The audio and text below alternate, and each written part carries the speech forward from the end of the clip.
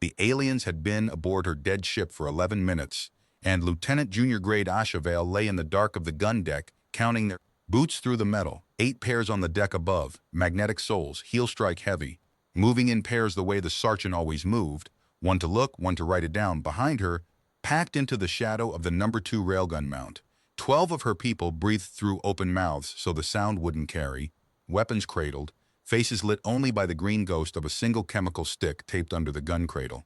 The Vesper had been drifting cold for 9 days. No heat, no light, no reactor signature louder than a corpse. The Sarchin reclamation detail had clamped their pods to her hull 40 minutes ago, cut the forward airlock with a patience that was almost respectful, and walked into a 200-meter escort destroyer that their instruments swore was a tomb. The instruments were wrong. The tomb was holding its breath. Vale's throat mic clicked twice. Captain Roth from the Citadel 2 decks up. 2 clicks. Hold. The boots overhead stopped at the magazine hatch, and she heard the scratch-scratch of a stylus on a slate. They were inventorying her ship, cataloging the magazine of a vessel full of dead people, because that was what the Sergeant Tabulate did. They counted things. They had counted the human squadron at the Karst yards 9 days ago, counted the wrecks they made of it, counted the Vesper among the dead when she went dark and silent and tumbling, and now they had come to count her bones and tow the carcass home as a verified entry. 41 human survivors lay scattered through the dark of those bones in ambush positions, and had lain there for 6 hours, and Vale's left leg had gone from pain to static to nothing at all. A boot scraped the ladder at the aft end of her deck, coming down. She turned her head a centimeter at a time. The boarding lights came first, 2 hard violet beams swinging across the gun deck, catching frost on the breech rings, catching the shrouded shapes of the ready ammunition she had personally helped lash into mounds that looked like wreckage. Then the Sarchin themselves, tall, narrow through the shoulders, vacuum armor the gray of wet slate, helmets faceless except for a vertical strip of glyphs that glowed faintly amber. The lead one carried a slate. The second carried a weapon, but carried it like a formality, muzzle down, because nothing in their arithmetic said this ship could still bite. The one with the slate stopped 3 meters from the railgun cradle and began to count the shrouded mounds. Vale watched the amber glyphs tick and change, some part of her brain coldly translating the few she knew. Entry, entry, entry, mass estimate. Her heart was a slow hammer. Under the cradle, Able rating Milo Finch, 19 years old, gunner's apprentice, the youngest survivor on the ship, had stopped breathing entirely, and his eyes in the chem light were enormous. The sergeant clerk leaned over the nearest mound and pulled the shroud back, and found not wreckage but the cabled, waiting bulk of a loaded autoloader, warm where it should have been frozen, and live where everything in the ledger said dead. For 1 full second the alien did not move. The stylus hung in the air. Vale would remember that second for the rest of her life, the precise moment. An empire of perfect numbers met a figure that refused to fit the column. Then her earpiece spoke in Captain Roth's voice, flat and unhurried, the voice he used for departure checklists. All hands, light it. The Vesper came alive around her borders. It came alive everywhere at once, because that had been the whole design of 6 agonizing hours. Main lighting snapping from black to full white in every compartment simultaneously, blast doors slamming on their preset seams, gravity surging back to 1 full G under feet calibrated for drift. The 2 sergeant on the gun deck staggered.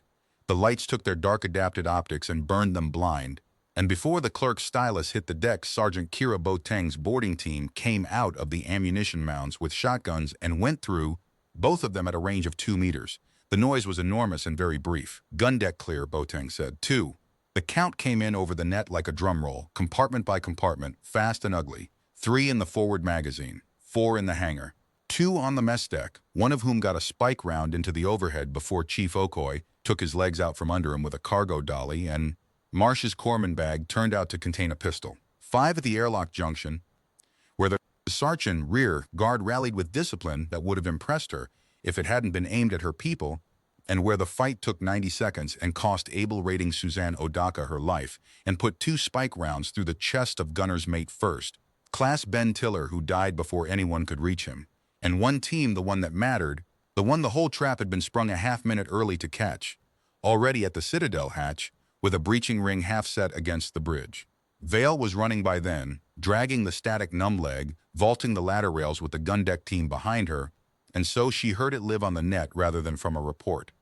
The breaching ring firing, the hatch going, the bridge watch opening up, and Captain Elias Roth saying, perfectly calm, "Hold the helm console, they want the registry," and then nothing. By the time she shouldered through the smoke, the bridge was secure. 3 Sarchen were down and ruined among the consoles. A fourth taller, armor trimmed in white at the collar, the leader, the one whose glyph strip reads Censor Adjutant to anyone who could read it, sat against the helm, with his faceplate cracked and both hands open in his lap, and even dying he was looking around the bridge as if memorizing figures for a report he would never file. Kel Orun, that was the name the seal ring on his gauntlet would give them later. He had taken the bridge of a dead ship and lived 20 seconds past learning it was alive. Captain Roth lay beside the helm with 2 spike rounds in him, and Petty Officer Marsh was already cutting his suit open, and her face had the careful blankness that corpsmen wore when the cutting was a courtesy. "Sir," Vale said and knelt.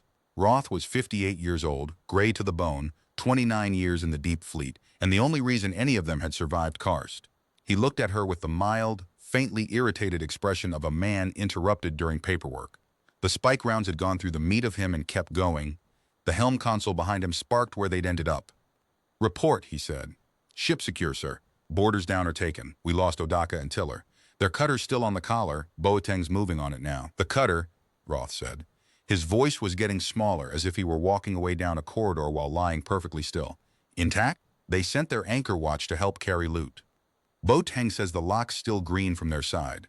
They never imagined." She heard her own voice climbing and flattened it. "They never imagined needing to lock it." Something moved through Roth's face that was almost a smile. "Of course they didn't," he said. "It's not in their books. A corpse that steals the hearse." He coughed, and what came up was dark and Marsh's hands went still. "Vale, sir, Muster says you're senior line officer now. Say it back to me." She had known it for 9 days, the way you know a cliff is behind you in the dark. Commander Iyer dead at Karst with the whole port battery, Lieutenant Commander Brandt dead in the drive room on day 2, Lieutenant Osi dead of burns on day 4 in a sick bay with no power for the burn ward. She had filed it somewhere unexamined, because the captain was alive and so the ladder still had a top. She said, "I'm senior line officer, sir," and the weirds came out steady and felt like stepping off something. "The index goes home," Roth said. "That's the ship's whole reason now. Not revenge, not rescue, not the crew, not you. The index, whatever it spends." His hand found her wrist. The grip was a child's. "They count everything, Vale. So don't ever be a number they can use. Be the figure that doesn't fit." "Sir," she said, because her throat would not pass anything longer. "Log the time," said Captain Elias Roth, 29 years in the fleet, and stopped. Marsh logged it. 0851 ship time, the 11th day of the drift. Around them the bridge was a litter of glass and alien armor, and the boards were lighting one by one as the Vesper's old bones took power again. And on every screen that woke, the same cold arithmetic waited. Reactor output failing, main drive cracked beyond repair, hull breached in 9 places, and 30 hours, at best 31. Before the ship that had just sprung the most insolent ambush in the short history of the human Sarchen War, finished quietly and for real this time dying, Vale stood up. Her leg had decided to feel things again and she let the pins and needles climb it like a punishment. 12 faces on the bridge were pointed at her. Boateng's breachers, the helm watch, Marsh rising slowly from the body, and she watched, in real time, every one of those faces do the same arithmetic the Sarchen loved so much. Captain dead, XO dead, department heads dead, and the sum at the bottom of the column. A 24-year-old signals lieutenant with a prize crew certificate and 6 hours of watching her leg go, numb under a railgun. She keyed the all-hands circuit because if she waited even 10 seconds, the silence would set like concrete. "All hands, this is Lieutenant Vale," she said. "The captain is dead. The ship is ours again, and in 30 hours it won't matter because the Vesper is finished. So we're not keeping her." She paused one breath, listening to her own pulse. "We're keeping theirs. Boarding stations. Prize crew musters at the forward collar in 10 minutes. Bring the captain's flag." She released the key. On the deck, in the litter of the fight, the dead censor adjutant's seal ring glinted amber under the new light, and Asha Vale crouched and worked it carefully off the alien's gauntlet.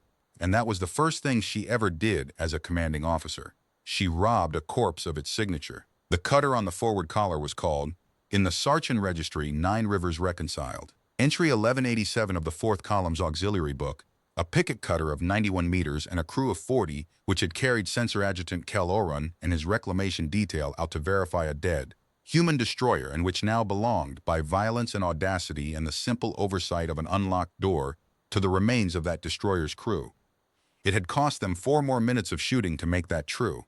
The cutter's anchor watch, 4 Sarchen left aboard, while their shipmates counted loot, had barricaded the little ship's signal room with a discipline that bordered on devotion, and 3 of them died holding it, and the 4th had stood up at the end behind a console he had jammed with his own broken stylus, hands spread wide, glyph strip pulsing the steady amber of someone reciting, and let Boateng take him alive.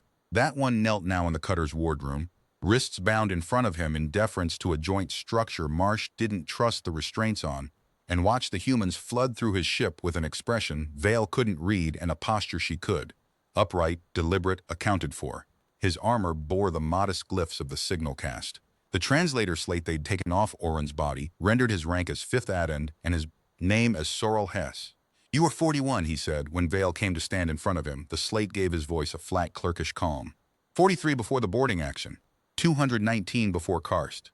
The wardroom went quiet. Boateng's hand moved slightly on her weapon. "You counted us," Vale said. "Air consumption. Waste heat once your vessel woke. Small arms discharged by compartment." The alien's head tilted. A precise 5 degrees. "Counting is not a threat. Counting is the only honest thing anyone does. You should know your own figure. You are 41 lives carrying a stolen index, and the 4th column is 118 hulls, and it will spend 4,000 lives to balance you without ever noticing the expense. That is not cruelty. That is the ledger. Surrender the index at any tally boy and your figure survives the audit." "And you," Vale asked, "what's your figure?"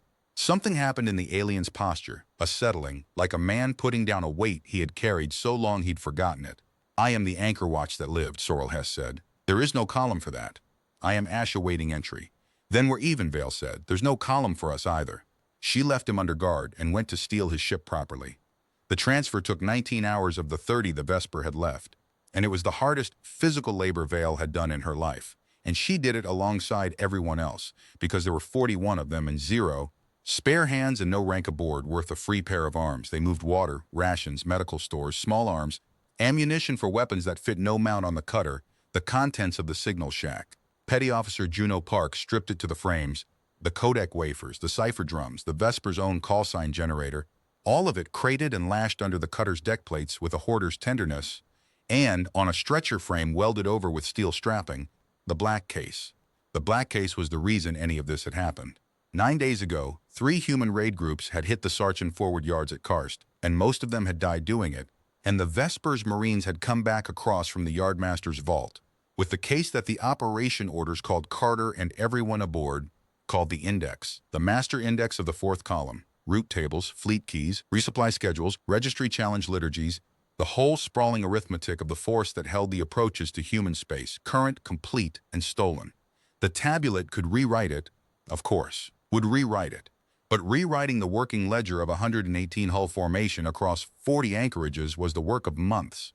And for those months, if the case got home, Earth would read the 4th column's mind. Roth had spent 219 lives down to 41 getting it this far. Vale checked the welds on the strapping personally, twice. Chief Artificer Daley Okoye met her in the cutter's drive room at hour 15, wiping violet coolant off his hands with a rag that had been a Sarchen prayer cloth, or a dinner napkin or a flag, nobody knew. He was the oldest soul left to them, 52, a fixture of the Vesper's lower deck since before Vale had a commission, and the sight of him scowling at alien machinery was obscurely steadying, like finding your father in the kitchen of a strange house. "Tell me," she said. "It's a good little ship," Okoye said, grudging every word. "Drives healthy. Tanks at 60%. Air plant runs sweet. Gravity's set to 1.3 and the controls for it are cast-locked, so we live heavy unless our clerk friend sings to it. Everything's cast-locked. Helm answers to anyone, but navigation signals the gun consoles. They want a chant. A spoken sum, the right voice, the right cadence. Park's recording what she can off the dead." He looked at her sideways. "It'll fly tonight." "That's not the problem, and you know it's not." "Say the problem out loud anyway, Chief."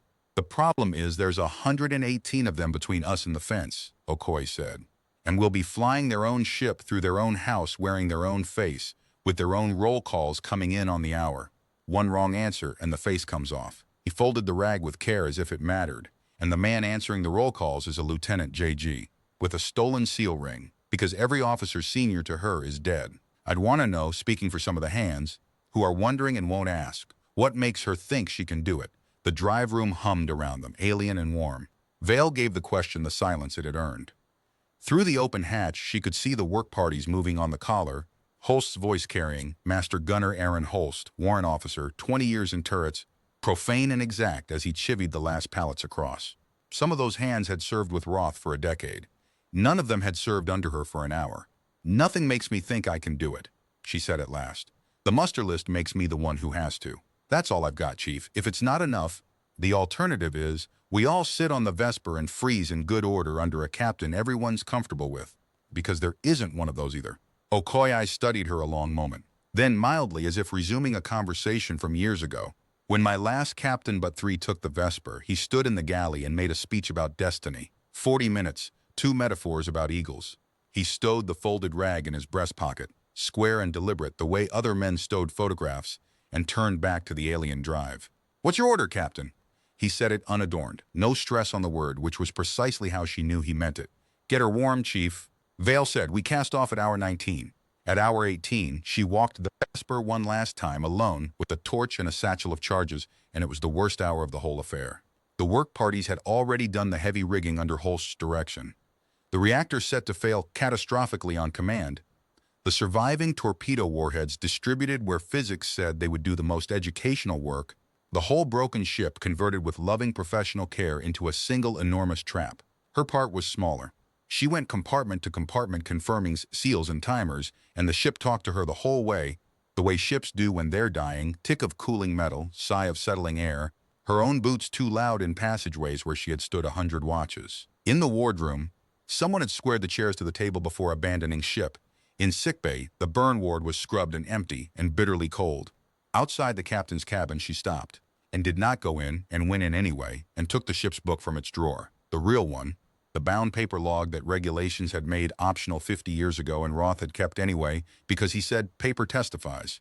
The 5 Sarchen prisoners from the boarding party she had moved, herself, with Boateng, into the Vesper's boat bay, and left them bound beside a lifeboat whose beacon was set to wake 12 hours after departure. They watched her in silence as she checked their water. The last one, a young one whose glyphs had stopped glowing entirely, said something through the slate as she turned to go. "You are leaving us a counted thing. The boat is in your ledger as ours." "It's not a ledger," Vale said. "You were just no use to me dead." "That," the young sergeant said, "is what a ledger is." She sealed the bay on them and did not think of an answer until she was 2 decks away, and then thought of it the rest of her life. At hour 19, the cutter 9 Rivers reconciled, rechristened on no document at all. By a deckhand vote she had not authorized and did not overrule, the borrowed, cast off its dead mother with 41 human beings, 1 sergeant clerk, 1 black case, and 1 paper book aboard, and fell quietly away into the long dark between the wreck and the hunting grounds of the 4th column. Vesper held her breath behind them, lights out, doors open, warheads patient. Vale stood her first watch as a commanding officer at a console built for a taller body, under gravity a third again too heavy, breathing air that smelled faintly of vinegar and reading, over and over, the first challenge of the enemy's roll call liturgy, as Park and the prisoner's slate rendered it, until she could say the response in her sleep. Around her, the borrowed's bridge glowed amber and violet, every label in glyphs, every chair wrong, every surface the property of an empire that did not yet know it was missing 1 small entry from its perfect patient books. 26 hours later, the first picket found the Vesper. The borrowed was 400,000 kilometers away by then, falling dark and slow along a debris lane, and they watched it happen on the cutter's own passive arrays, which were excellent, because the Sarchen built nothing carelessly. Park had the take routed to the bridge. 2 contacts, then 5, a censorship long-hulled, the white collar band painted the length of its bow, and a heavy salvage tender, with a screen of 3 cutters identical to the one Vale was sitting in. "They're hailing the wreck," Park said. She was 26, narrow, relentless, and had slept perhaps 4 of the last 40 hours. The cutter's signal consoles had become her personal territory by right of conquest. Standard reclamation liturgy. "What is owed?" 3 times now. No answer, obviously. A pause. "Sir, they're asking the reclamation detail to report. By name." Going down the roll. The bridge was crowded and silent. 26 names, Vale thought. They will read all 26, because the form requires it, and the form is the empire. "Now the tender's moving in," Park said. Grapples out. "Censorship standing off at 200 clicks. They're going to take her under tow whole." "Boatswain's party first," said Holst. From the gun console he had adopted despite being unable to operate it. "They'll put a wire crew on the hull, walk her, then open the bays." He said it with the detachment of a man describing weather. He had rigged half the charges himself. They put the wire crew on the hull. They walked her. The borrowed's bridge watched the tiny hard returns of suited figures crossing the Vesper's plating, and Vale made herself watch too, with the ship's book open on her knee to the page where she had written, in a hand she didn't fully recognize, 0851. CO killed defending Citadel, A. Vale assumed command per muster. The Sarchen wire crew found the open boat bay.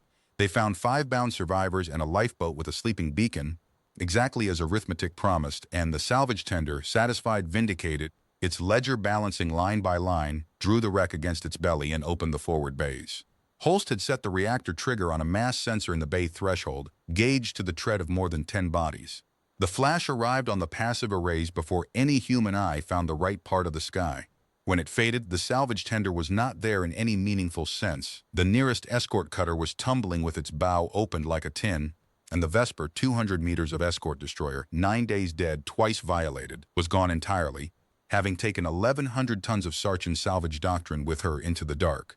No one on the Barroads Bridge cheered. Vale had half expected someone would and had been ready to stop it. And instead the silence held, heavy and strange, and she understood. You do not cheer a funeral, even one with teeth. Okoye took the prayer-cloth rag out of his pocket, looked at it, and put it back. Log it? Vale said quietly. Vesper escort destroyer lost with honor on the 12th day. Last kill, 1 heavy tender, 1 cutter damaged. She closed the book. All right, now they know. Now they know, Sorrel Hess agreed. From the jump seat where he rode under Botang's eye, wrists still bound, voice still slate-flat. None of them had asked him to be on the bridge. Vale had ordered it on the theory that a clerk who watched everything was a clerk whose reactions could be read. He had watched his empire's tender die without any reaction at all. Now his head turned toward her with that precise surveyor's tilt. Understand what they know, human. Not that you are dangerous. That was already a figure in the book. Your species entry is 3 wars old. What they know now is worse. The reclamation detail mustered 26. Your boat bay held 5. The dead aboard the wreck will reconcile to 17 when the ash is audited. The amber glyphs of his collar pulsed slow and even. 22 accounted. 4 absent, and entry 1187, 1 picket cutter crew of 4, myself aboard, does not answer the roll. He let the silence do its work, and finished, gently, like a tutor. The 4th column has just discovered that its ledger does not balance. It will not eat, it will not sleep, and it will not stop until it does. You have not escaped, Lieutenant Vale. You have become an arithmetic error. And I will tell you the name of the one whose task is correcting those. He told them. Park found the confirmation 11 hours later, riding the column's own administrative band, a fleet-wide bulletin in the High Liturgical Register, signed with a seal whose rendering on the translator's slate ran to 3 lines. Vale had it read aloud to the bridge watch because she had decided, somewhere in the last 2 days, that her crew would never learn anything important from rumor. Bulletin 1.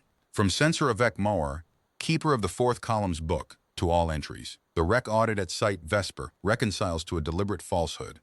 The human vessel recorded destroyed was preserved as a snare. Tender 88 is struck from the book with 204 lives. The picket cutter 9 Rivers reconciled entry 1187 is absent from muster and presumed taken. Hear the correction. The ledger does not lie. Only entries lie. Somewhere in our pages walks a stolen ship wearing a true name. Every entry will now prove itself. Physical verification of all auxiliary hulls begins at once. The absent cutter carries human survivors, the yard theft from Karst, and the patience of perhaps 11 days of consumables. I have 11 days and 116 hulls, and I require neither. I require only that every honest entry be exactly where the book says it is, and the lie will be the only thing left standing. The sum will balance. It always balances. When Park stopped reading, the bridge stayed quiet a moment too long, and Vale could feel morale tipping like a deck. Worse, she could feel her own certainty tip with it. 11 days was nearly exact. Their water math said 12. She laughed. It was a small laugh, and it was at least half manufactured, and she would never tell anyone which half. Every face on the bridge turned to her. He just told us his entire plan, she said, and his entire plan is to trust his paperwork. People, we are the thing wrong with his paperwork.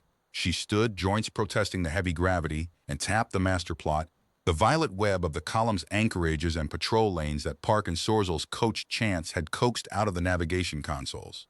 He verifies every hull. Fine. That's 116 verifications across 40 anchorages run by clerks, filed in the same system this case is the keys to. Her hand came down on the steel strapping of the black case, which rode bolted to the deck beside the helm, because she had refused to let it out of sight of the watch. We don't outrun the audit. We can't. So we're going to be the first ship through it.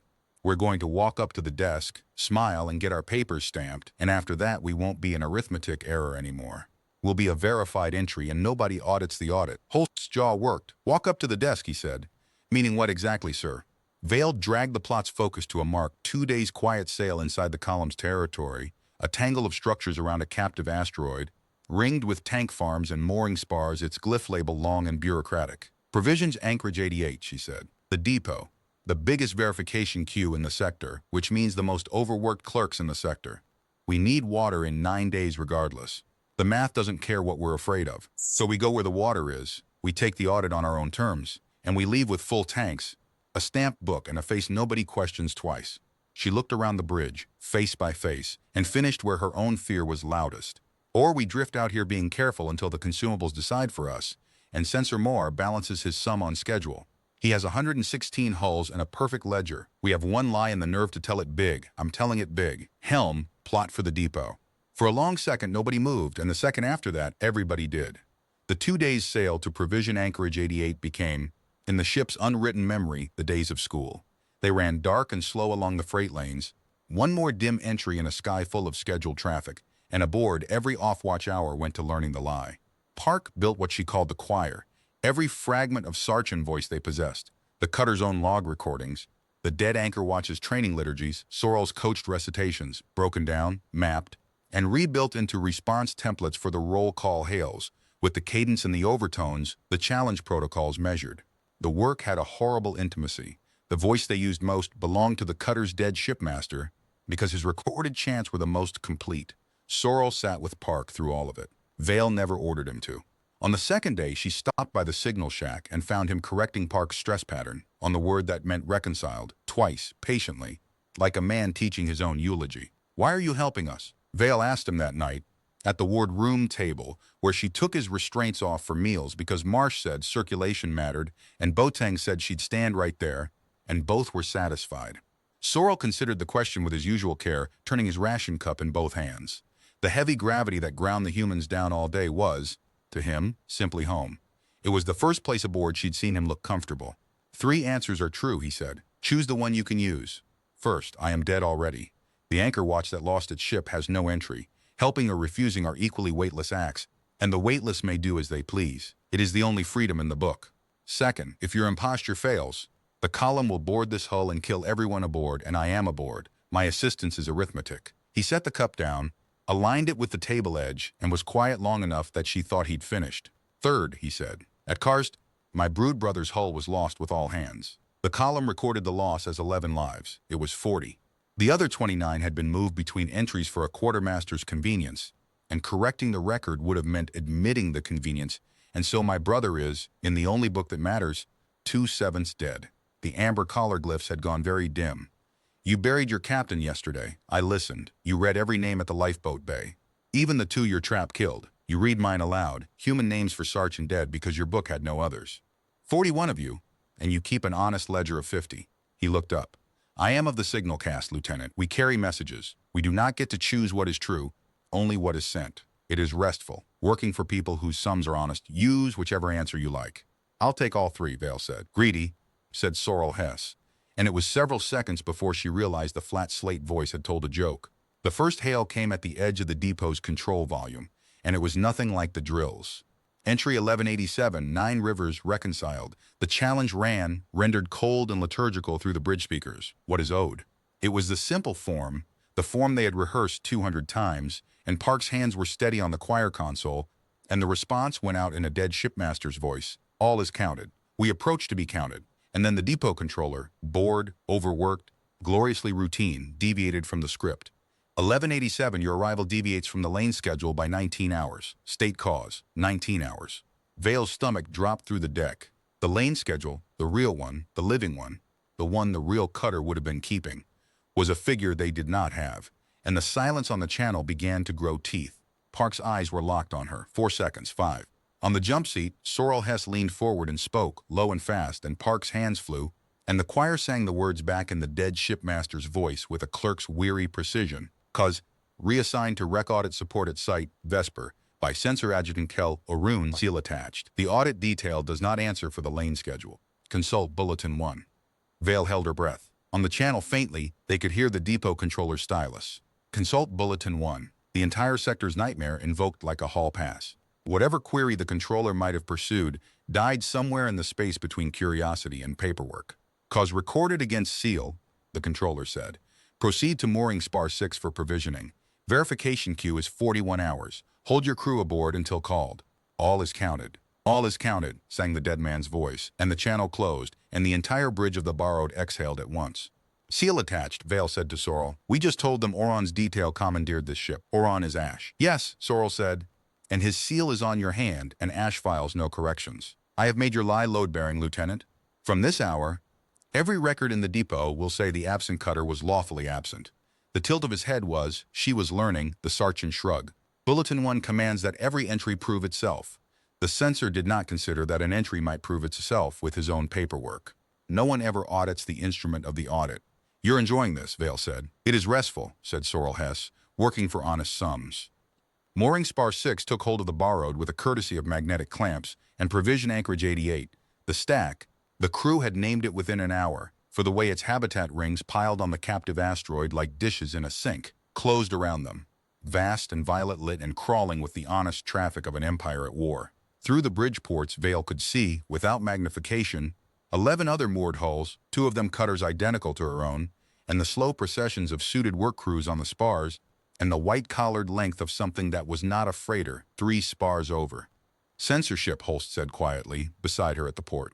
Second class, not his, wrong pennant count, but it'll have a verification team aboard, and we just joined their queue. 41 hours, Vale said. Water takes 6. We'll be a memory by the time the desk calls our number. She was wrong about that, as it turned out, by a margin of 39 hours.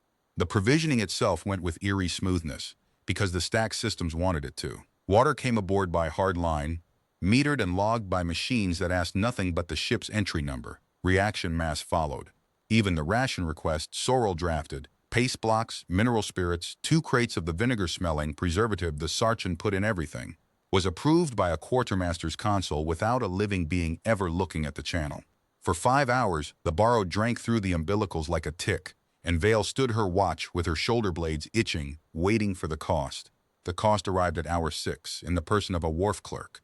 He came up the spar on foot with 2 assistants, a portable slate the size of a door, and the unhurried walk of minor authority everywhere in the universe. Boateng saw him first from the airlock watch and keyed the alert, and by the time the chime sounded at the collar, politely. Everything aboard the stack was polite. Vale was at the inner door in a dead signal clerk's vacuum armor with the faceplate set to privacy dim, Sorrel at her shoulder, and 8 of Boateng's people staged out of sight in the cross passage with weapons that could not be allowed to fire under any circumstances at all. A gunshot on the stack was not a fight, it was a countdown. Routine, Sorrel murmured, reading the visitor's glyphs through the lock camera. Wharf clerk, 3rd grade. Mooring reconciliation, he checks the meters against the manifest. He stamps, he leaves, say nothing. Your armor outranks him. Silence is what rank sounds like. The wharf clerk's reconciliation took 11 minutes, and for 10 of them it was boring. And Vale stood in the cutter's collar bay radiating borrowed rank, while the clerk's assistants read meters aloud in the liturgical drone, and the clerk stamped his enormous slate. Water counted, mass counted, rations counted with a small disapproving note about the mineral spirits, which were apparently above their station's allotment. Then, at minute 11, with his stylus already lifted for the final stamp, the wharf clerk paused and read something twice and said, Entry 1187, you're more in mass. The bay went very still inside Vale's helmet. Richelieu lists your class at 905 tons standard, burden to 940, the clerk said. The spar clamps weighed you at 981. He looked up, not suspicious, merely interrupted. A man whose columns had failed to meet by 41 tons and who would stand on this spot until they did. State cause, 41 tons. Vale knew the figure as she heard it, knew it the way you know your own name. Ammunition that fit no sergeant mount, the contents of a stripped signal shack, 11 crates of human rations, a welded black case, and the mortal remains of the escort destroyer Vesper's Honor, all of it lashed under deck plates, not 4 meters from where this conscientious clerk was standing. They had stolen the hearse and loaded it, and the scale, the patient, incorruptible scale, had counted the coffin. Silence is what rank sounds like.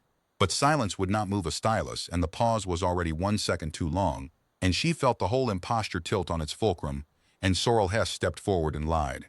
He did it in full liturgical register, glyphs blazing the high amber of caste authority, and the slate at Vale's wrist murmured the translation flat and miraculous. 'Cause 41 tons of audited material from Rexite Vesper, sealed evidence of the censor's Bulletin 1 inquiry, manifest classified against the censor's own book. You are invited to demand the seal, a beat exquisitely timed. You are likewise invited to consider what the keeper of the book does to 3rd grade entries who open his evidence. The wharf clerk looked at the seal ring on Vale's gauntlet, Kel Oren's ring, amber and dead and load-bearing. His stylus hovered one more second. He stamped the slate, recited that all was counted, and left, and his assistants drifted after him down the spar like minnows after a fish.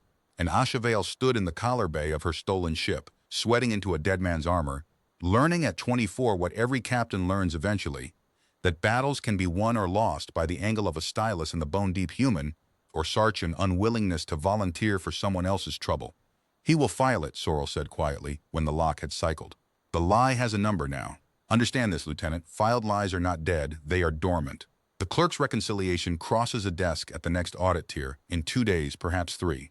Anyone who reads it beside Bulletin 1, truly reads it, will see that wreck site evidence sailed to a depot instead of to the censor, and there is exactly one being in this column who reads everything beside Bulletin 1.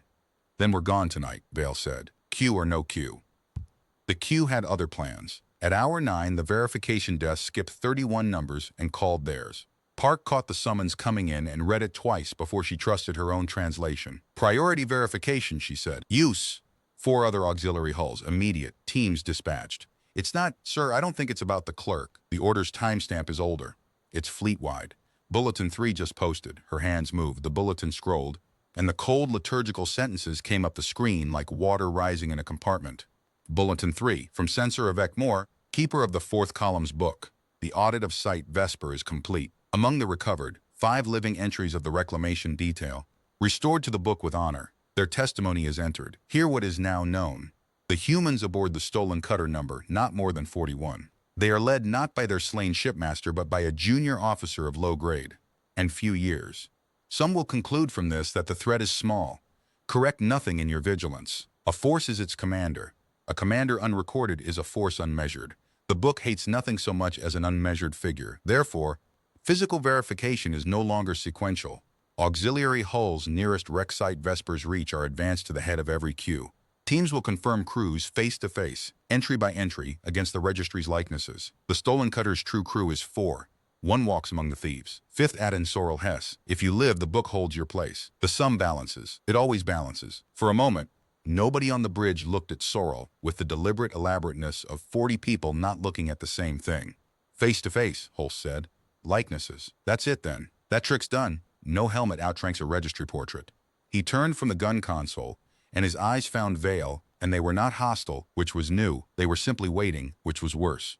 Aaron Holst had spent the entire transit being scrupulously, frigidly correct with her. Every order acknowledged, every courtesy observed, and behind all of it, banked like a watchfire, the conviction of a 20-year warrant officer that the ship he stood on was being commanded by an accident of the casualty list.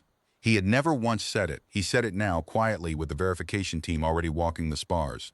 You've run a good lie, Lieutenant, but it's 9 hours old and it's already cornered.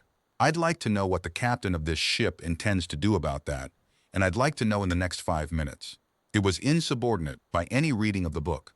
It was also the most honest sentence anyone had given her since Roth died, and every soul on the bridge was waiting on her answer, and Vale discovered in that moment that she had one.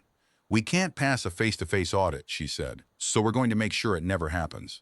Chief Okoye was already turning. The umbilicals are still locked in. Depot feeds, depot pressure. If a water main let go on the spar side, the stack zone safety doctrine clears the wharf and seals the section. How long would the wharf stay empty? A main doesn't just let go, Okoye said, and then catching up to her at speed, but a cutter whose intake regulator fails open, pulling depot pressure through a 90-ton line until the spar side fuse bursts. His face did something complicated and settled on grim delight. That's not sabotage, Captain. That's a maintenance casualty. Their own meters will swear to it. 20 minutes easy, before anyone in authority walks that spar. Boateng, recover your airlock watch. Park, file our departure as an emergency unmooring under casualty doctrine. Sorrel, there's a form.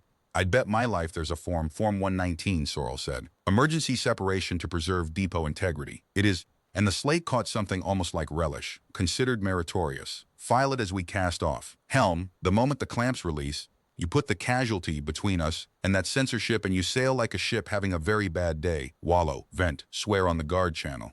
We are not escaping. We are a small embarrassed crew with a broken regulator getting clear of our own mess. All stations go. What followed was 4 minutes of the most disciplined chaos of Vale's life.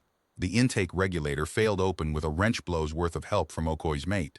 The spar-side fuse main burst exactly as advertised, flinging a glittering 100-meter geyser of flash-frozen water across its wharf in beautiful, traffic-stopping silence. The stack's safety doctrine, ancient and incorruptible, slammed section seals and howled on the guard channel for the wharf to clear, and the borrowed blew her clamps under Form 119 and wallowed away from mooring spar 6 trailing vapor and apology.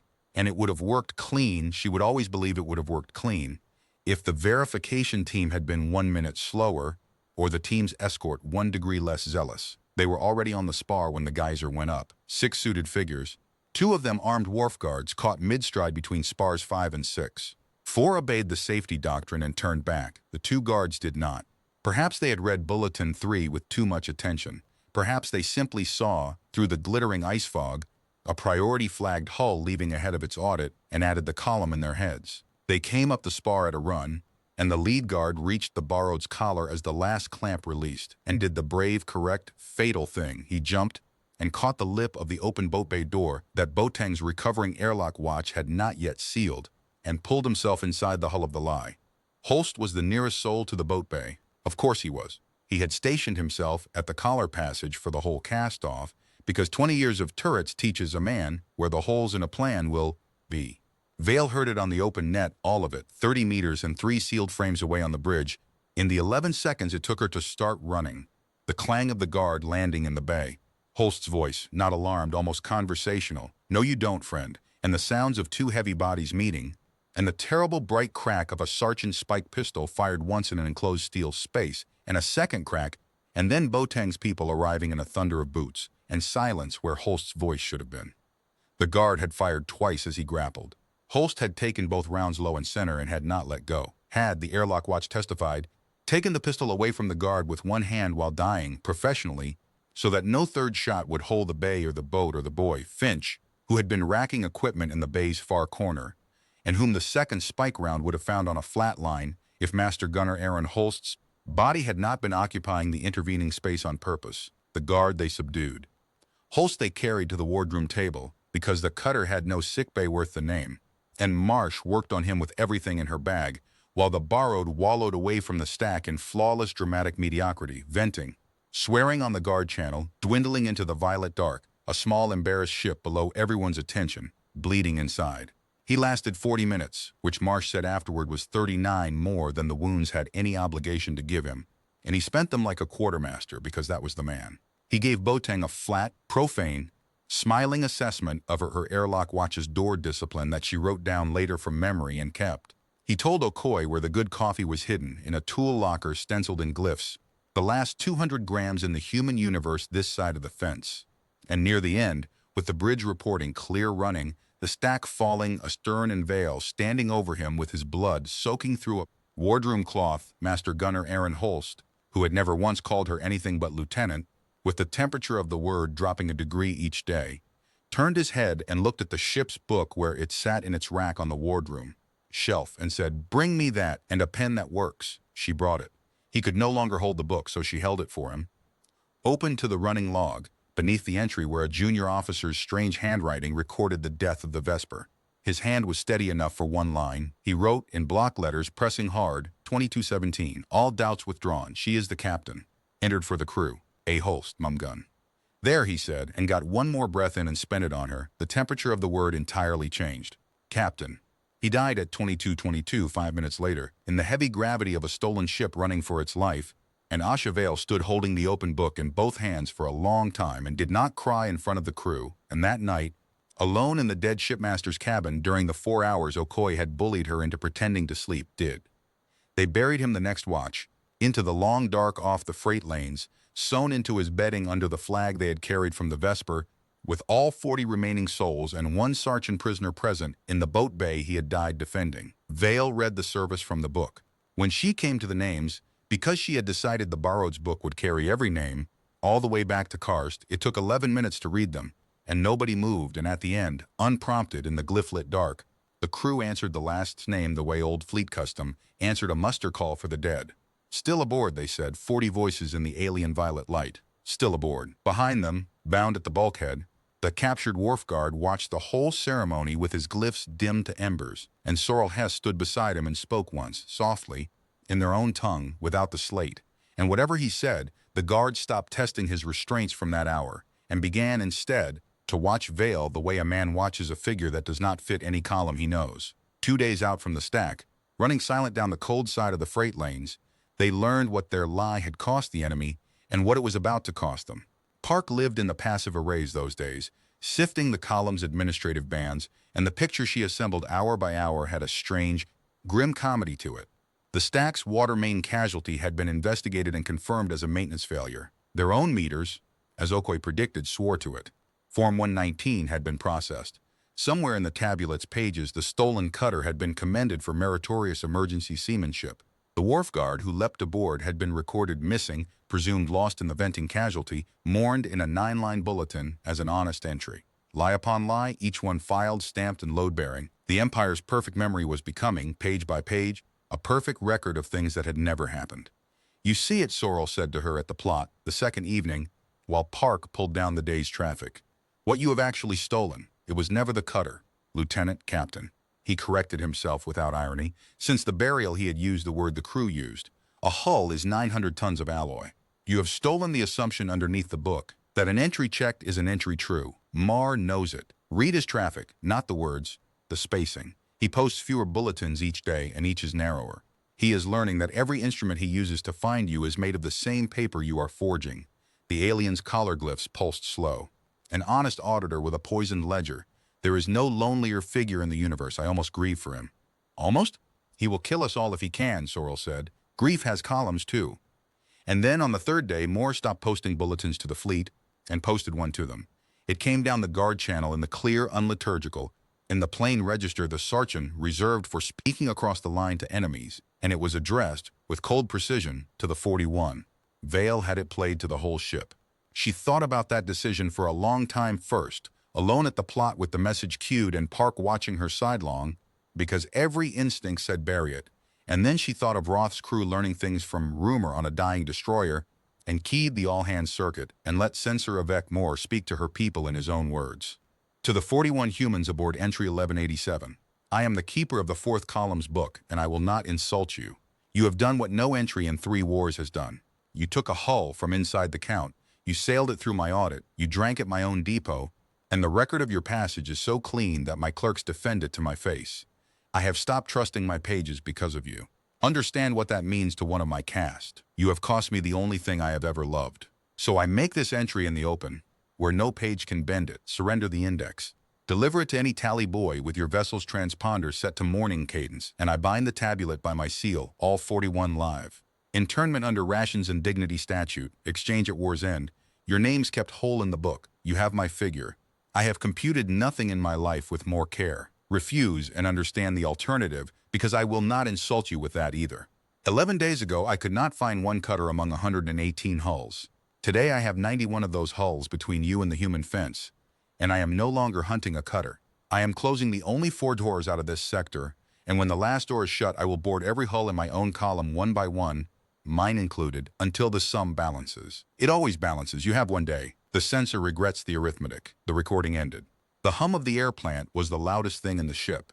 What Vale knew, and the crew knew, and more surely knew they knew, was this: the offer was real. That was the horror of it. A sergeant's seal in the open register was not a trick. The tabulate's whole metaphysics forbade it. Internment under rations and dignity was survivable, and exchange at war's end was true. 41 lives kept whole in the book against that. A black case, an 11-day-old field promotion, and the mathematics of running 4 shut doors with a stolen picket cutter whose heaviest weapon couldn't crack a censorship's bow armor. She gave them the night with it. That was the second decision she thought about for a long time. Boateng argued, quietly, fiercely, that you do not let an enemy's offer sit in a crew's bloodstream overnight, and Vale overruled her. On instinct, she couldn't fully defend then and never regret it after. If we run those doors, it has to be with people who chose it awake. I'm not smuggling 40 lives through on momentum. Post the offer on the mess board. All of it. I'll take the morning watch and they can tell me what they decide. And if they decide to deal, Boateng said, it's only mutiny if you call it that, Captain. What do you call it? An honest ledger, Vale said. Post it. She stood the morning watch alone at the con. Okoye had loudly invented a drive room emergency requiring everyone's absence from the bridge, which fooled no one, and listened to her stolen ship breathe and waited to find out whether she commanded it. They came up one at a time. That was the thing she hadn't foreseen, and it broke her composure worse than any vote or delegation could have. No meeting, no spokesman, just the morning watch traffic of a small ship, except that every soul aboard found a reason to cross the bridge that morning. Marsh came first, carrying an inventory slate nobody needed, and laid it on the con rail and said, "Vitamin counts thin but will stretch. I'm good for the doors, Captain," and left. Finch came with coffee. The coffee holds 200 grams, brewed criminally strong in a Sarchen ration kettle. Put the cup in her hands, failed twice to speak, managed he'd have gone. "So I'm going," and fled. Park brought the night signal log, and under the last line of it had written 4 words in pencil. Okoye came up at the end of the watch, looked with theatrical disgust at the violet sky and the ports, and said only, "Drive sweet, be ashamed to waste it on a tally boy," and began his morning inspection. By noon, ship's time, the mess board where Boateng had posted the censor's offer had grown a second page. Someone, no one ever admitted who, though the block letters had a gunnery shop look to them, had pinned up a sheet headed in pencil, "Muster of the Borrowed. Doors." Under it, in 40 different hands, were 40 names. Boateng's was third. Marsh had signed with her rating and the date as if certifying a death. Finch had signed twice, the first one scratched out for being too sloppy. The 40th name was written in careful, blocky, unfamiliar strokes, the letters of someone copying a script he had only just learned, and it said Sorrel Hess fifth addend of his own sum. And looking at it, Vale had to stand very still in the passage for a moment, with her hand flat on the cool alien steel of her ship. She had Park send one transmission to the Tally Boy network that night, addressed in the open to the keeper of the 4th column's book. It was the entire human reply, and it was one line, and it was Park's 4 pencil words, which Vale stole because they could not be improved. "We like the ship. Now he kills us," Sorrel said, with something that the slate rendered unmistakably as satisfaction. "Now he tries," Vale said. Plot, everyone. "We've got 1 day of grace and I intend to spend it cheating." The 4 doors were real. Park's stolen charts and the index's route tables agreed. Every lane out of the column sector toward the human fence crossed one of 4 transit, gaps in the deep field, torn regions where dust and tide made the long jumps safe, and Mars 91 hulls were folding back from the hunt to stopper them. 3 gaps were wide, clean, fast, killing grounds. The 4th was the sieve. On the Sarchen charts it had a number and a hazard liturgy 11 lines long. It was the scattered halo of a failed star, a brown dwarf the human survey had named Hob, a 100,000-kilometer shoal of dust banks, tide-cracked planetesimals, and grounded wrecks, threaded by exactly 1 surveyed channel. And the channel was why it could be blockaded by a handful of hulls. There was nowhere inside the sieve to go fast, nowhere to jump, and only 1 mouth on the far side. Marr would hold the mouth with his best and audit everything that crawled through, and he could do it with 11 ships while his other 80 watched the clean doors. The index said which 11. The index said everything: keys, codes, the challenge liturgies for the month, the registry portraits of every shipmaster in the column. Vale spent the night of grace in the wardroom with Park, Okoye, Sorrel, and the black case open under guard for the first time since the transfer, reading the enemy's mind by lamplight, and somewhere past midnight she found the page that made her sit back slowly and look at nothing for a long moment. It was the Vesper's own entry. The column kept books on enemy hulls too, of course it did, and there rendered in patient glyphs: Terran escort destroyer Vesper. Struck from the book, Karst audit. Restored snare event site Vesper. Struck a second time, tender 88 reconciliation. The Empire's perfect memory, twice burned by 1 dead ship, and underneath, in the dry hand of some clerk of the censor's own staff, a procedural note. Entries twice struck, require physical verification of destruction at sensor grade before 3rd striking. Park, Vale said slowly. The Vesper's call sign drum. The codec wafers. Everything you strip from the signal shack. How much of our ship's voice do you still have? All of it, Park said. Sir, I have her whole larynx in a crate. Vale looked up at the faces around the lamplit table and felt the plan arrive entire, the way Roth had once told her real plans did, not built, recognized. He spent 2 weeks teaching his whole column a doctrine, she said. Trust nothing that isn't verified at the highest grade. Every entry proves itself. The book hates an unmeasured figure. She turned the Vesper's page around so they could see it. So we give his doctrine a 3rd Vesper. We sail the ghost of our own dead ship into his blockade. And we make his own book demand that he stop everything and count it. It took them 6 days to reach the sieve, and the 6 days were their own war. Moore's day of grace expired into a sector gone hostile in a new way. The roll calls changed daily now, off schedule, and twice the Borrowed answered challenges from picket pairs that crossed their wake with no warning. At all, the choir held, Orange Seal held, but the margins thinned by the day. The second picket pair queried their course against a lane schedule, that had been amended 6 hours earlier, and only Sorrel's instant, bone-dry invocation of a maintenance deviation form kept the conversation administrative. On the fourth day, a courier hull overtook them close enough for telescopes, and every human aboard spent 40 minutes lying motionless in vacuum armor at darkened ports while the cutter's automatic systems exchanged courtesies, because the registry portraits in Moore's bulletins meant a single-suited silhouette of the wrong proportions in a viewport could end them. The borrowed crawled toward the failed star wearing its stolen face, and the face fit tighter and choked more every day. And on the fifth day, the hunt nearly ended in a dustbank short of the sieve, and what saved them was not the choir, and not the seal, and not the plan. It was a sentry the charts didn't carry, a censorship, second class, lying dark and passive in the approaches with its transponder silent Mars. Picket trick, the mirror of their own dead Vesper, the auditor learning at last from the audited. It challenged them out of nowhere at close range with the month's highest grade liturgy, and the choir answered clean. And then the sentry did the one thing no form anticipated. It named the fifth add-in. Sorrel Hess, of the Anchor Watch of 9 Rivers Reconciled, the channel said in the plain register. The Keeper's Bulletin holds your place in the book. Case law binds the signal blood. Answer in your own voice on the family band with your line's tally word, and the column will know its son lives among thieves under duress. Answer and be restored. This sentry holds a firing solution. It awaits only reconciliation. On the Barrows Bridge, 40 humans looked at one sergeant. The family band was cast encrypted. Park could neither fake it nor block it, nor even hear what went out on it. The tally word of the line of Hess existed in exactly one living memory aboard. A firing solution at 4,000 kilometers against a cutter's hull was not a threat. It was a sentence with the punctuation withheld. Vale held Sorrel's gaze across the violet-lit bridge and made the only decision left to make, which was not to make one. Your call, she said. Your voice, your family, your name. I won't script it and I won't stop you. Whatever you send, you're still crew when it's sent. That, Sorrel said quietly, is why this works on you and never on us. He is not offering me my life, Captain. He is offering me my entry. Watch what it is worth.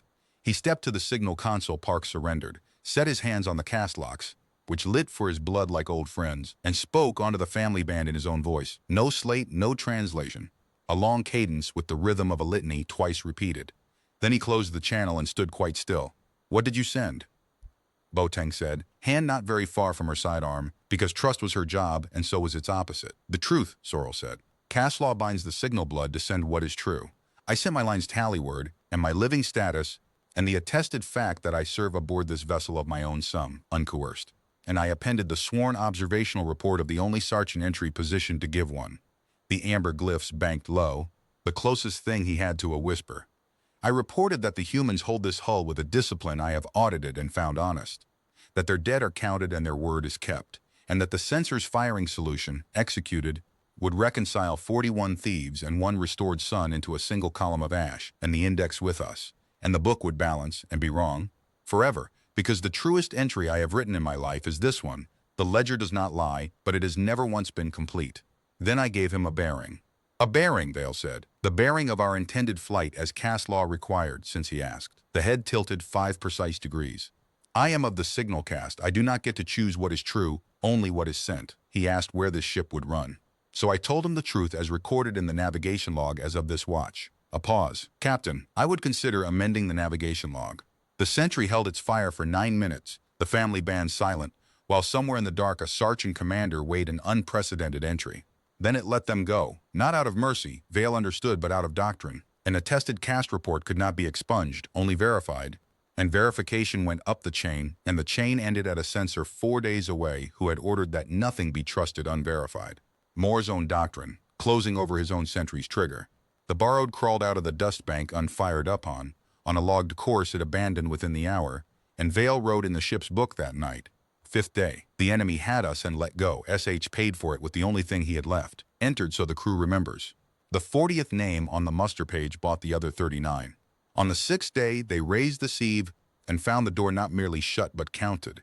The passive raise drew it for them across a day's approach. Hob, a sullen ember-dark mass wrapped in its 100,000-kilometer shroud of ruin, the one surveyed channel threading the shoal like a vein, and at the channel's far mouth, arranged with a geometry so regular it read as architecture, the blockade. 11 hulls.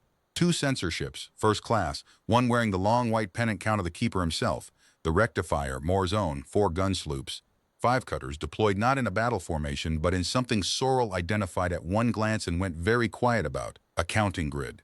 The formation the tabulate used for census. Every transit would be boarded, every hull walked, every face checked against the registry, in strict sequence under the guns of the line. Traffic was stacked at the mouth for thousands of kilometers, freighters and tenders and pickets waiting their turn with imperial patience, and the audit queue advanced, Park calculated, at 4 hulls a day.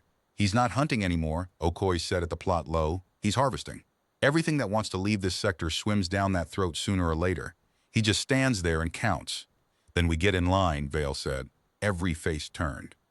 We get in line, she repeated, because the one place in this sector nobody looks twice at a cutter is the middle of his own census queue. We take a number, we drift, we wait our turn like honest entries, and the night before our number comes up, the Vesper arrives. She laid it out on the plot, the whole architecture of the cheat, the pieces they had been assembling for 6 days, the cutter's own ship's boat, gutted to a shell, rigged by Okoye's gang with the Vesper's salvage callsign drum, her codec wafers, her transponder heart, and a transmitter wired to burn its full power through a destroyer's voice. Launched dark on a slow ballistic arc days before. Time to wake deep in the shoal on the blockade's blind quarter, inside the sieve, where nothing could jump and nothing should be, exactly where a twice-struck ghost with a grudge would lie waiting. His book requires sensor-grade verification of that hull's destruction before it. Can be struck a 3rd time, not a picket's word, not a sloop's, his. He taught the whole column. Every entry proves itself. The unmeasured figure is the enemy of the book. So when the Vesper, twice dead, twice alive, the snare that ate Tender 88, lights up transmitting strike codes inside his blockade, she let it hang. He has to go count it, Park breathed, himself, or send his other first-class sensor and crack his grid either way. And every hull he detaches to verify the ghost is a hull not boarding cutters at the mouth. Vale straightened. It gets worse for him. Park, the captured boat's transmitter. Can the ghost answer hails? It can play anything we pre-cut from the Vesper's logs, Park said slowly. Challenges, fragments, old battle traffic. Sir, I can make her angry. Something kindled behind the exhaustion in her face. I can make her sound exactly like a dead crew that's been waiting in a dust bank for 2 weeks to finish the job. Make her angry, Vale said. We launched the boat tonight. They launched the boat that night, and naming it was the only argument the wardroom ever had that Vale lost. She had wanted no name at all. A tool, a shell, a transmitter on a ballistic arc, on the grounds that names cost something. The crew named it anyway, by the same lawless, quiet plebiscite that had named the borrowed, and the name went around the ship in a day and planted itself and would not be dug out, and so it was that the gutted ship's boat that fell away into the dark of the sieve carrying a dead destroyer's voice did so bearing, in grease pencil on its bow in 2 languages, the name Vesper's Echo. Sorrel painted the glyph version himself. Nobody asked him to do that either. Then the borrowed sailed down into the stacked traffic at the mouth of the sieve, hailed the marshal boy in a dead shipmaster's voice, and took a number. The number was 53, and the queue advanced at 4 hulls a day, and so began the strangest 10 days of the cruise, the days of standing still.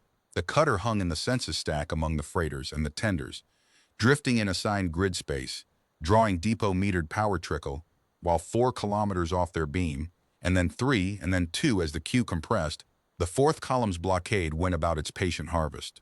Through the long glass, watch after watch, the crew of the borrowed watched the thing they could not survive being rehearsed on their neighbors. The gun sloop standing off, the verification shuttle crossing, the boarding team in white-trimmed armor, walking some freighter's spine for 6 hours, the registry slates held up beside living faces. Twice, hulls failed something. The first, a tender with a manifest discrepancy, was sealed under guard and towed out of the line to a holding spar. The second was boarded at dawn watch by triple teams with weapons unslung, and whatever they found aboard, the crew of it did not walk to the holding spar. The hull was simply struck from the stack's running tally by noon, and a morning cadence sounded briefly on the guard channel, and the queue closed up one space like water. Smugglers, Sorrel said, reading the traffic. Falsified entries of the ordinary kind. He did not look away from the long glass. He is being thorough. The keeper has boarded 6 hulls personally this week. He checks one face on each, one only, chosen at whim, against his own memory of the registry. Then he leaves the rest to the teams. The crews call it, he paused over the idiom, the censor's finger. There is a wager pool on 3 of the freighters as to whom he will point at. And the ghost? Vale asked, the question every watch asked. 11 hours, Park said, from the choir console, where she now effectively lived. She wakes at 0300 their audit day. Deep in the shoal, bearing 041 off the grid's blind quarter 80,000 clicks downrange in the dust. right where a patient dead thing would be. Vale did the arithmetic she had been doing all week. Cue number 11 by tomorrow's dawn watch. Their own audit, at 4 hulls a day, was perhaps 60 hours out, except that nothing in the last 3 weeks had ever once run to schedule, and at 1900 that evening, with the casual malice of all bureaucracies, the Stack's Marshal Boy posted the next audit day's list, and the borrowed was on it. Out of sequence, 42 numbers early, reason of record rendered in the Marshal Boy's dispassionate liturgy. Auxiliary hulls bearing the sensor zone seal chain advanced to priority, so ordered, keeper of the book. Kel Oren's seal, the lie that had carried them through every door in the sector, had finally, politely, fatally, called them to the front of the line. He's not suspicious, Park said into the silence, reading the order twice. If he were suspicious, there'd be sloops on us now. It's housekeeping. He's clearing his own chain of seal first. She looked up. Our audit's at 05. The ghost wakes at 0300. 2 hours, Okoye said. We needed 60 and we've got 2. If his teams are aboard us when that thing starts transmitting, then we make sure they're not. Aboard yet, Vale said, and was surprised distantly at how level it came out. The plan had been a machine with one moving part. The ghost cracks the grid, and in the crack, a cutter slips. Now the timing had compressed to a razor. The boarding shuttle would be crossing to them at 0500, the verification team mustering at 0430 and at 0300. If Park's wafers held, if the transmitter's wiring survived 10 days of cold soak, if a half-ton of grease-penciled scrap iron remembered how to be a warship, the Vesper would scream, nobody sleeps tonight. Boateng, the below-deck's face has to be perfect by 0200. Human gear under plates. Portraits answered, the wardroom dressed Sarchin.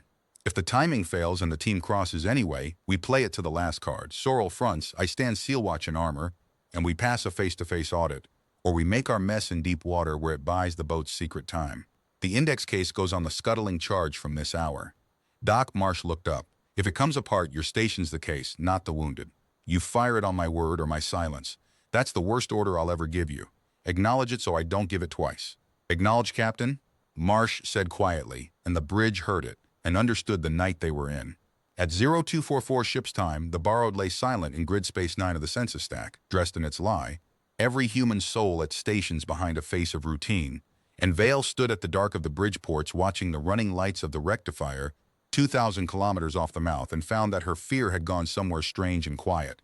Beside her, unbound, the restraints had quietly stopped, sometime in the last week, being anyone's idea. Sorrel Hess watched with her. Tell me it works, she said, not an order. I cannot. I can tell you what I know of him now that I did not know when I gave you his name. The glyphs were banked to embers. I audited his bulletins all this cruise the way Park audits signals. 19 days ago, he wrote like a mathematician, broad, serene, certain. Now he writes narrow. He doubles verifications. He boards hulls personally and trusts one face at a time. You have not been defeating him, Captain. You have been amputating him. Every tool he trusted, gone one by one. A being reduced that far stands at a door. Through it is the thought the tabulate cannot think, that the book itself can be wrong. He turned from the port. At 0300, your dead ship will ask him to choose between his doctrine and his instinct. Doctrine says the twice-struck entry must be verified at his own grade. Instinct, if he has grown one, says the ghost is a knife held by a hand he has never once seen. I do not know which he chooses. No column exists for what he has become. And if he chooses instinct, then he ignores the ghost. His grid holds, his team boards us at 0500, and the sensor's finger points at a face. The tilt of the head, 5 degrees. I would suggest in that case it point at mine. At 0300 exactly, deep in the dust of the sieve, on the blind quarter of the fourth column's perfect grid, the escort destroyer Vesper came back from the dead for the third time. She came back furious. Park had built the performance out of true things, which was why it could not be disbelieved. The Vesper's authentic call sign, hammering out on fleet bands the column had heard it on twice before. Her codec handshake, correct to the wafer, and then rolling out of the dust on full transmitter power, the recorded battle traffic of karst, gun direction chatter, damage control calls, a human voice counting torpedo tubes away in a flat scream of static, spliced and looped and aimed, every watt of it, at the blockade. To the listening grid, it was a nightmare given coordinates. The snare ship, the tender killer, twice struck from the book and twice a lie for 18 days inside the shoal where nothing could be, transmitting strike codes at the keeper's own line. Vale watched the blockade's reaction from the dark of her bridge, and it was everything the doctrine promised and worse. The grid did not panic, the tabulate did not have the word, but it convulsed procedurally, a beehive audited by a bear. Challenge liturgies lashed across the guard channel, and the Ghost answered with 90 seconds of karst dying. Two gun sloops broke station toward the bearing, recalled, broke again as someone outranked someone. The census Q's marshal boy, sublimely indifferent, went on advancing freighters.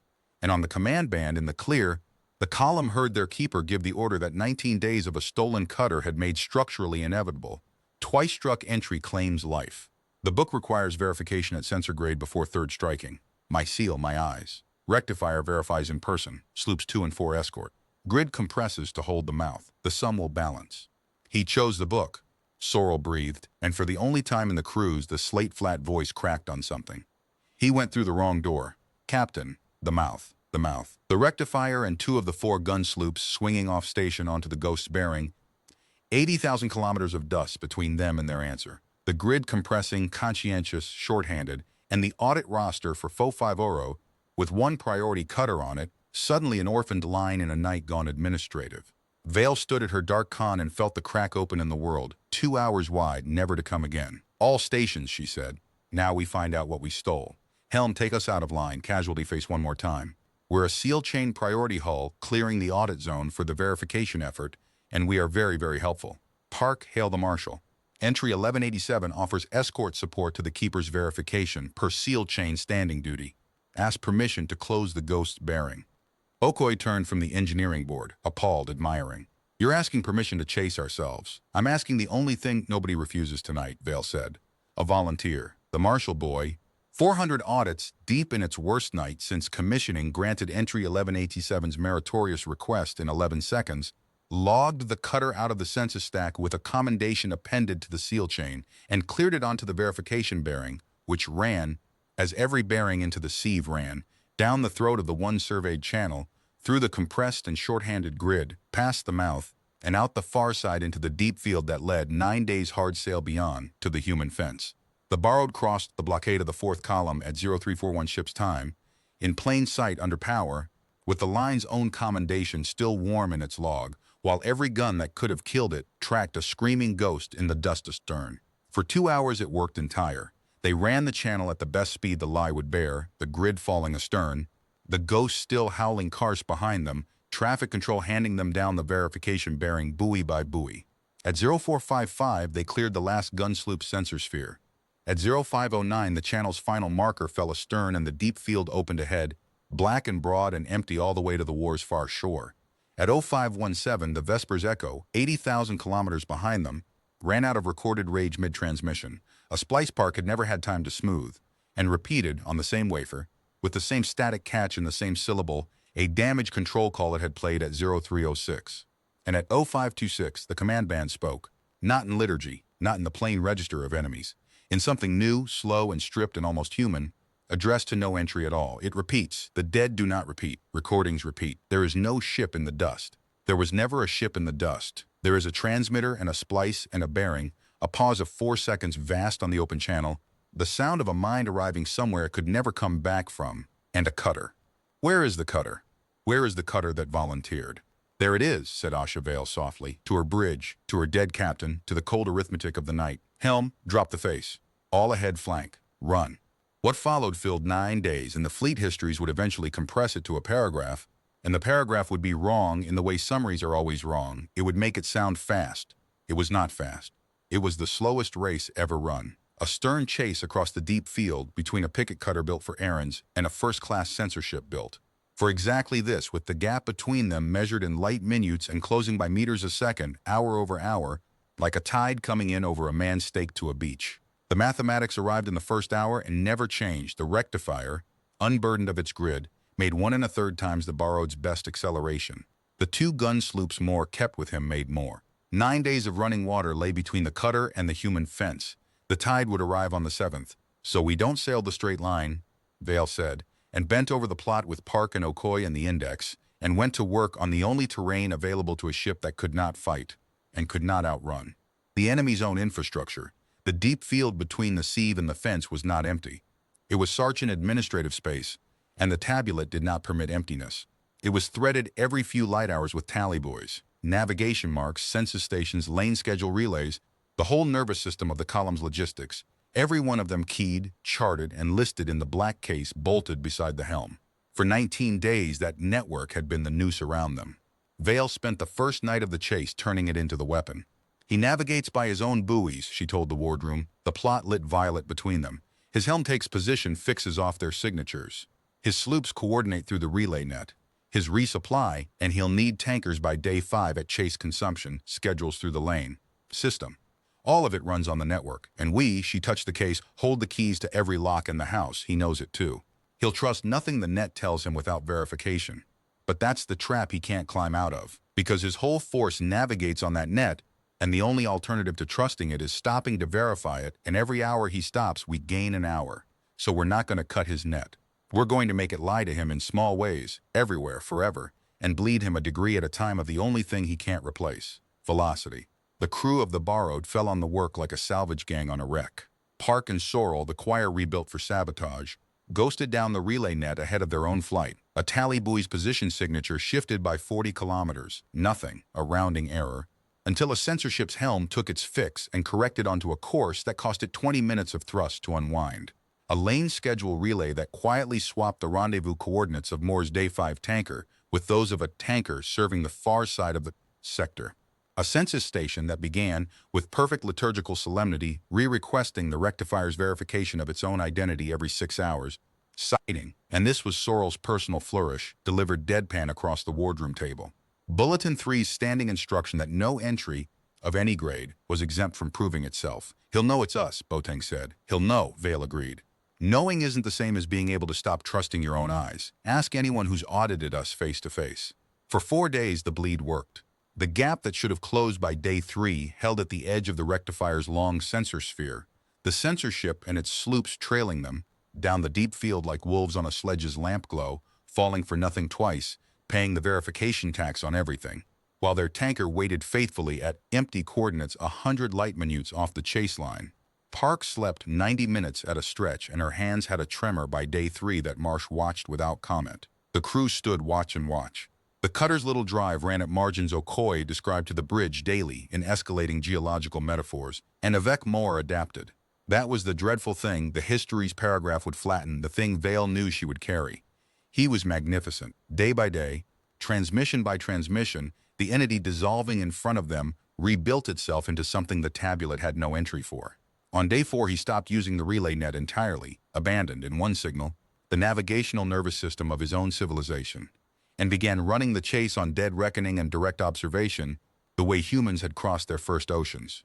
He detached one gun sloop to physically board and verify a tally buoy, found Park's 40-kilometer shim, and instead of correcting the buoy, broadcast its true position in the clear with his seal attached, founding, in a single transmission, an entire parallel ledger, a second book, witnessed at his own grade, growing buoy by verified buoy in the wake of his pursuit.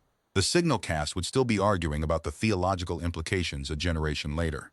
Sorrel listened to it come in and sat down slowly, and said nothing for a long time, and finally rendered the only verdict the crews had left him capable of. He has stopped trying to make the sum balance. He is starting over with a sum he watched himself count. Captain, I believe we have taught the 4th column's book how to doubt. Is that good? Finch asked from the helm. It is enormous, Sorrel said.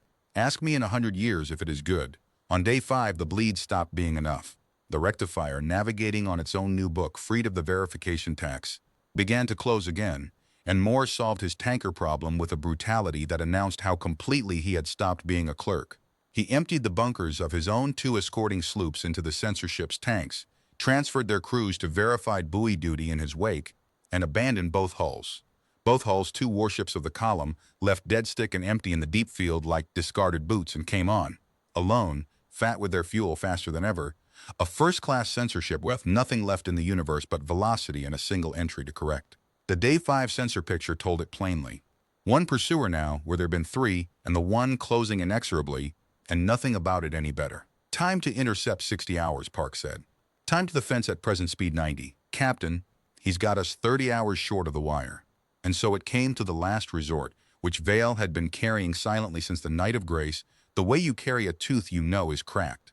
The burst. The fence was not a wall, it was a watch. The human frontier picket, monitor squadrons on slow patrol, listening posts. The long tripwire of a fleet that had been bracing for the 4th column's next push for a year.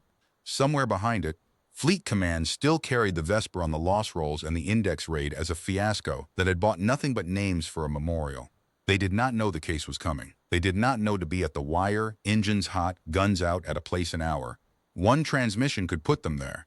The borrowed still carried, crated under the deck plates, the Vesper's own burst encoder, human cipher, human keys, the voice of home, but a burst on human frequencies, out here, deep in the column space, was a flare over a midnight ocean. More would have a bearing in seconds, and her identity in fewer, every ambiguity gone, every option folded down to one.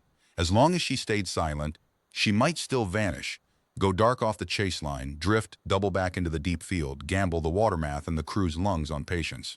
Silence was, by every column of the arithmetic, survivable. The burst was a promise. Come to the wire. We will be there on day 9. Made to a fleet that might not hear it, in front of a hunter who certainly would. With 30 hours already owed and no currency left to pay it in but nerve, she put it to no vote. That had become, in 20 days, the strange shape of the thing between her and the 40. The muster page had voted once for the doors, and after that the choosing was hers, and they wanted it that way, and the wanting was what the rank weighed. She stood at the plot for one full turn of the watch, alone, doing the sums Roth had taught her to distrust and the other sums he'd taught her to. Trust instead. Not can we, but what is the ship for? And at 1900 on day 5, she keyed the all hands and said, "This is the captain. In 1 hour we transmit for home." After that, there's no going dark, no doubling back, and no version of this where we're not in a gun race for the wire with 30 hours to find. We'll find them. I haven't lied to you yet. I'm not sure how we find them. But the index doesn't go home because we survive. It goes home because they're waiting for it at the fence. So we call them to the fence. The ship's reason outranks the ship. The captain who taught me that is on the loss rolls. And in 61 hours, the enemy's flagship is going to learn what an inheritance is. Stations for burst transmission. The burst went out at 2000 exactly, 0.8 seconds of compressed scream on a human frequency dead for 3 weeks. Identity, authentication, the index alive, a rendezvous line at the fence marker, the human charts called the weir, day 9, watch 1, and one appended page of the index itself, the 4th column's order of battle as a calling card no spoofer could fake. The reply was nothing. Silence. The correct doctrinal, infuriating silence of a picket line that would not betray its hearing by answering. They would not know if home had heard them until home was shooting. Moore's response took 9 minutes, which Sorrell judged was the time it took to be certain of the cipher's origin, and it was not a course change. The course had nothing left to give, but a transmission, the last he would ever send them, plain register, strangely formal, almost gentle, to the captain of the stolen cutter. Now I have your voice, human, young, female, as the testimonies held. I am told your fleet calls its line the fence. 60 hours, then. You should know that I no longer pursue you for the index. The index is 3 weeks stale, and my column's keys are already turning. I pursue you because my book cannot close while you are in it, and I have learned this cruise that a book that cannot close is a wound that walks. You are my unmeasured figure, Captain. I am coming to measure you. The sum balances. It always.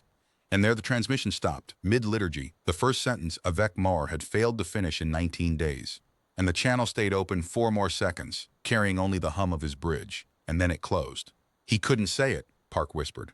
Enter it in the log, Vale said quietly. Day 5, 2009, the enemy stopped believing his own benediction. She straightened and looked around her bridge, at Park swaying at the choir, at Finch on the helm grown 2 years older in 3 weeks, at Okoye's Kulenstein shoulders filling the engineering hatch, at Boateng, at Marsh in the cross passage, at the 40th name standing quietly by the signal consoles he was no longer locked out of, and gave the last operational order of the cruises.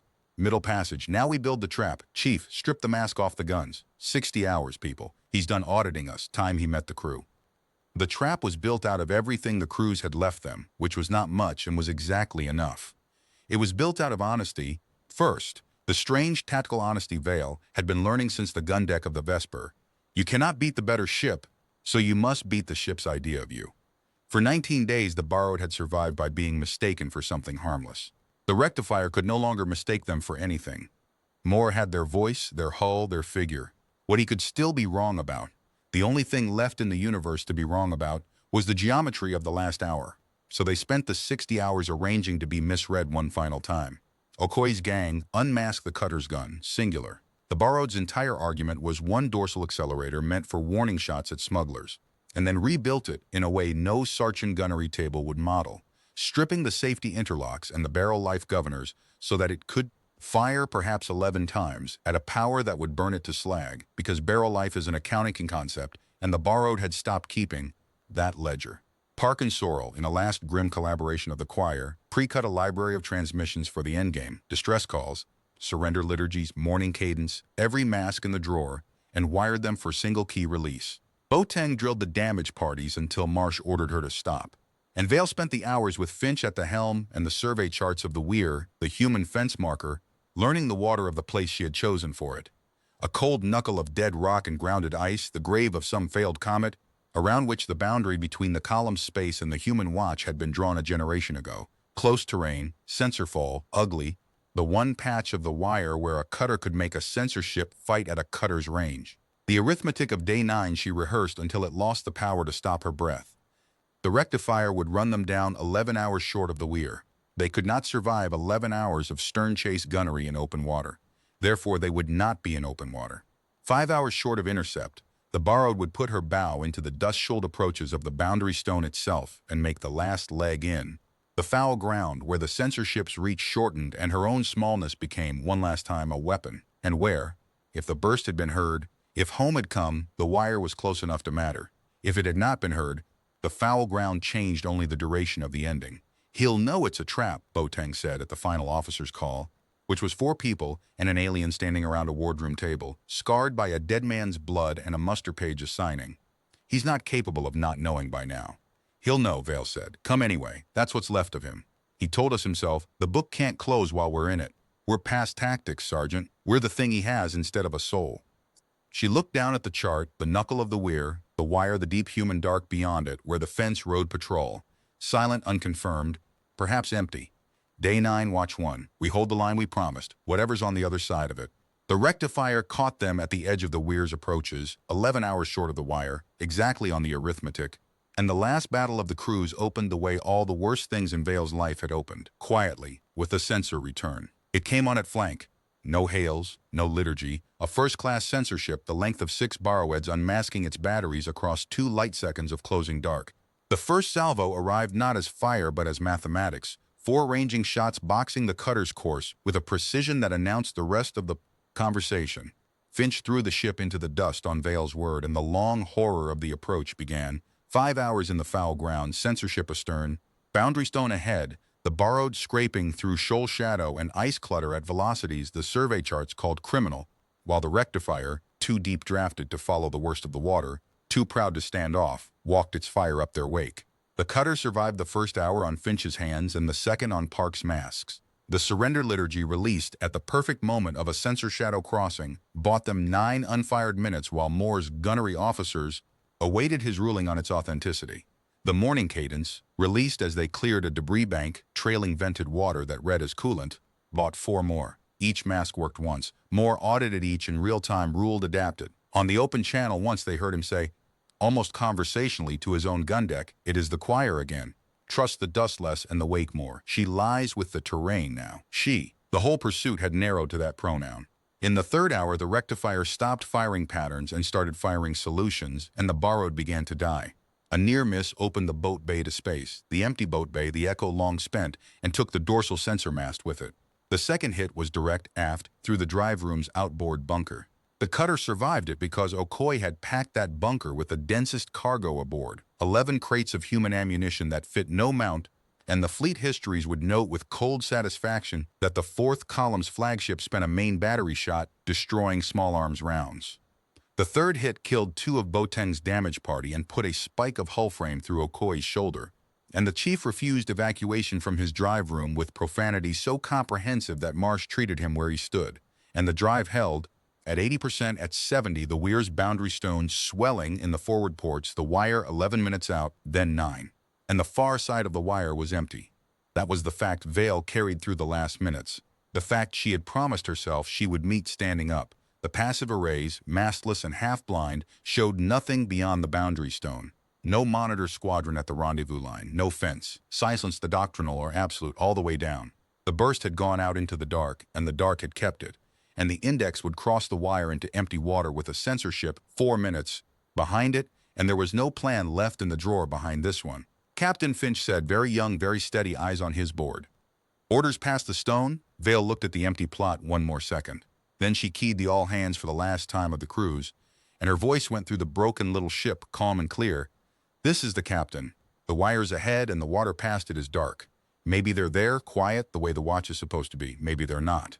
Either way, in 4 minutes this becomes the simplest thing we've done all month. The index crosses that line. The ship's reason outranks the ship. Stand to. And then she gave Finch the order that the gunnery schools of two species would argue about for a generation, the order that had been assembling itself in her since a railgun deck 11 lifetimes ago, since she'd learned what the sergeant could not imagine, that a corpse might steal the hearse. Helm, at the stone don't cross, hard about, all remaining power to the gun. She watched the bridge absorb it, watched the geometry land. The rectifier was closing at solution speed for a kill at the wire, every assumption in its tables reading the cutter's run for what it had been for 9 days. Flight. A fleeing thing does not stop. A picket cutter does not turn. Prey does not. 4 minutes from the wire with the dark empty ahead, come about and put its bow on a first-class censorship and burn its last engineering margins accelerating into the closing fire. He spent 19 days learning to predict us, and everything he's learned says we run. So we make his last page wrong. We close to knife range where his main batteries can't depress fast enough. We put 11 slag rounds through his sensor crown at a distance his own tables call impossible. And we blinded the book's keeper at the moment of audit. After that, she took a breath that she made sure the open circuit carried steady. After that, it's his move in the dark at the wire, in front of whatever is or isn't watching. Gun crew, your target is the crown. Helm, ram heading, execute. The borrowed came about at the boundary stone of the weir like a hook thing turning on the line and charged. Afterward, in the testimonies, the gun camera reconstructions, the War College reenactments that never once produced a surviving cutter, the closing run lasted 206 seconds. Aboard, it had no duration at all. It was a single sustained instant of light and noise in which the universe contracted to Finch's hands, and the gun's 11 shots. The rectifier's fire, perfect against the fleeing target it had solved for, arrived where the cutter would have been. The cutter was inside it, under it, the closure rate breaking the gunnery table's assumptions faster than living officers could read them. The first 4 slag rounds went into the censorship's bow armor and died there, exactly as every table predicted. The 5th, fired at a range no sane plot would register, opened the base of the sensor crown. The 6th through 9th went into the wound. The 10th burned the barrel to uselessness, and the 11th never fired, and none of it would have mattered in another 60 seconds, because a blinded first-class censorship is still a fortress, and the borrowed was a gutted errand boat with nothing left but headway, and that was when the weir's cold knuckle of rock, dead astern of the dying cutter, lit up like a sunrise with human gunfire. The fence had been there all along. Of course it had. It had been there for 30 hours, lying dark inside the sensor fold of the boundary stone itself, not beyond the wire on it, in the one patch of cover Vale had chosen for her own last stand, chosen by the same logic, because the logic was the inheritance. Monitors weir and stone break, and 4 destroyers of the picket line, guns out and engines cold, holding silence with doctrinal perfection while a stolen cutter they had been tracking for half a day dragged the 4th column's flagship up to the muzzle of the watch. The burst had been heard. Home had come quiet, the way the watch was supposed to, and had spent the last half hour in an agony of fire discipline while the duel closed. Because the firing solution needed the rectifier committed, hull on inside the stone's shadow, and the only thing on any human plot that could bring it there was the small mad vessel that suddenly, impossibly, turned and charged. The monitor's opening salvo crossed the borrowed's wake close enough to scorch paint. It struck the blinded rectifier amidships, all batteries, at boundary stone range, into the flank the censorship had committed past retrieving, and the War College consensus of both species would eventually agree on the arithmetic of what followed. From first human shell to the flagship's back breaking, 51 seconds. The keeper of the 4th column's book, who had abandoned his grid, his sloops, his net, his benediction, and finally his own predictive ledger of one small human figure, lost his ship at the wire to the only force in the sector his crews of corrections had never once audited, the ones who had been silent the whole time. The rectifier survivors got boats away. The monitors deliberately let them. And in the strange ringing quiet after the guns, with the borrowed tumbling scorched and dead stick 3 kilometers inside human space, the first hail from the flagship monitor came across the guard channel, a watch officer's voice struggling to hold fleet formality over something that kept cracking through it. Unidentified cutter, this is fence flag. We copied your burst in day 5 and we have tracked your approach since SO 400. Be advised your transponder still reads as a sergeant entry, and our book doesn't have a page for whatever we just watched. A pause, and the formality lost. Who in God's name are we talking to? Vale sat back in a chair built for a taller body, in the wreck of a stolen bridge lit by emergency violet, with her crew picking themselves up around her, Park bleeding and grinning at the dead choir console, Finch's hands finally shaking now that they were allowed to, Sorrel Hess upright at the rail with his glyphs burning steady amber in the gloom, and found that the answer had been waiting in the ship's book all along, in block letters under a dead gunner's hand. "Fence flag," she said. "This is the prize cutter borrowed, 40 souls and 1 ally, last of the Karst raid, carrying the 4th column's master index and the log of the escort destroyer Vesper." Her voice held. She had earned the holding. Lieutenant Junior Grade HFY commanding, by the muster and by the crew. The war did not end at the weir. Wars never end where the stories do. But the histories of both species mark that boundary stone as the place where the 4th column's war broke its spine, and they are honest about the cause. Not the battle, which cost the Tabulate 1 flagship, but the black case, which cost it everything else.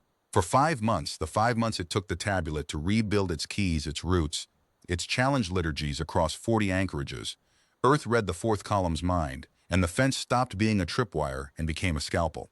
43 route keys. 11 convoy interceptions in the first 60 days, each one waiting at coordinates only the column's own pages knew.